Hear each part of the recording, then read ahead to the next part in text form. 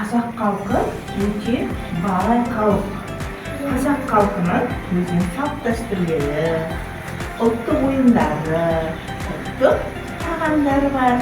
Білеміз бе солай ма? Иә. Тағамдары мен ойындарымен мақтана алады. Балалар, біздің ұлттық тағамдарымыз бар. Осы ұлттық тағамның атауларын білеміз бе екен? Қане айтып көрейікші. Бауырсақ, шұбат, күріш, ірімшік. Мынау балалар. Құрт, шұбат, бауырсақ. Біз тақпақ білеміз бе? Иә. Жауын білемін. Дәстүрімді сен қазақ бол, әрқашан мен мақтанышпен жүремін. Салт дәстүрді білемін, қадірлікпен жүремін. Ата-баба жолымен өсіп-өніп келемін. Қазақтың салт дәстүрі бізге қымбат дәуірге ата жолын сақтаймыз, ұлтын ақтаймыз. Жарайсыңдар. Сол қазақтың ұлттық ойындарымен танысамыз, және ойнаймыз. Сендер ойын ойнай аламын деп отыр ма? Иә. Олай болса, ортаға ойын ойнауға шығайық. Балалар, біз ойын ойнамас бұрын мына қоржынның ішінде асықтар бар.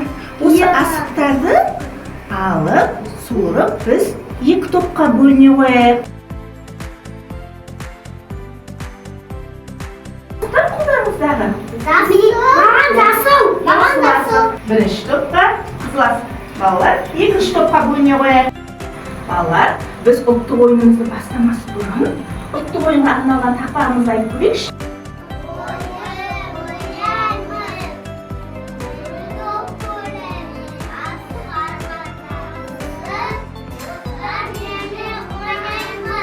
Бірінші ойын балалар, арқан тартыс ойыны, білеш сынасу ойыны, асық ату ойыны және жаяу тартыс ойыны екен.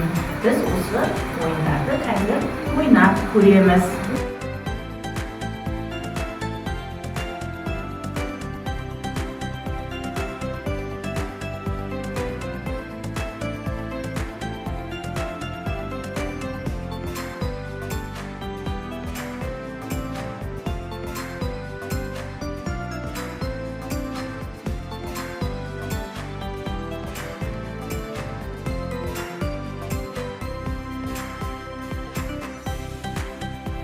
Балалар, сендерге ойын ұнады ма?